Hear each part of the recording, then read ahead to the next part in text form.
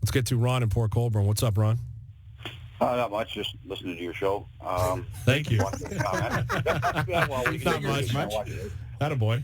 Just listen. Listen. Here's the thing where I've listened to the show and I've been on the phone for a while and I've listened to your comments and stuff like that. And what I find very frustrating as a fan is that every time somebody mentions Nonis, you guys go on and try to make excuses for the guy. And here's the reason why it frustrates me. I've been a fan for 40-some-odd years, and I've been through several rebuilds, and I hear the same jargon every time. Be patient, do this, it can't be done, you can't make this trade, you can't do that. And so basically, when you guys say that and placate the fans, you make it acceptable for us to take mediocre crap. And this is garbage. This has got to stop. 40 years I've been watching this garbage. Let me ask you a question. Somebody's got to do something. What? Go ahead. Did you like Burke?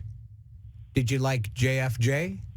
I liked some of the moves. I like some of the moves that Nonis has done. I love Bernier. I know he had a tough game last night. But here's the thing: I always have a problem with is that everybody that's come in here has done a move or two that's pretty good, but they don't seem to know how to put the cherry on top to move this team forward to a competitive team that's consistently for the Stanley Cup. And I call in and I say, this team's weak here or this team's weak there. And every time I do this for years now, for a couple of decades, every time I call it, every get off the phone, whoever media personality I'm talking to makes some excuse why the Leafs can't do this. And then 20 years later, we're still sitting here with the same mediocre team. We got to hold their feet to the fire a little bit. This organization has lived off the backs of their fans for a long time and made a billion-dollar empire.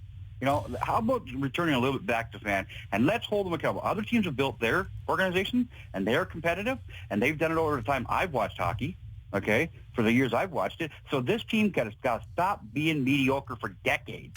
Listen, Ron, you're preaching to the choir, buddy. Listen, I don't think anybody is ever allowing this organization to get off the hook. I mean, the fact is 67 is 67. They haven't been to a cup final since 67, let alone win. Don't get me wrong here. I'm not sitting here trying to put, lipstick on a pig. Nobody's trying to actually make excuses for anything. You're right. This team has not been good enough. This organization has not been good enough.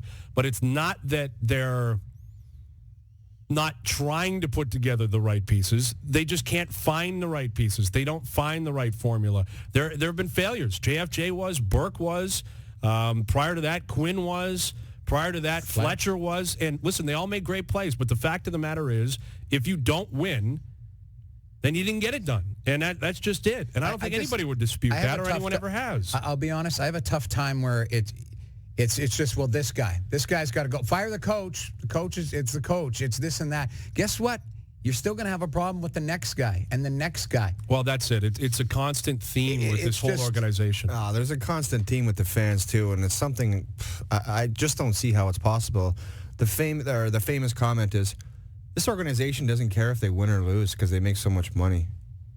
What do you think? These guys sit in a boardroom and say, who cares? I know. I've always said that. You're right. I mean, it's even Richard Petty was a guy that everyone hated in this town. Why would Richard Petty want to lose? Because you know why? If you win, you make more money. Right. If it's all about money, you make more money if you Take win. a team to the finals, guess how much cash you're putting in the bank. You know what I like, though? This is a longtime fan. That's raw emotion there. Oh, no, there's no denying off. that. And he deserves to. Listen, man, if you take a step back, we get caught up in the micro and the game per game and break everything down.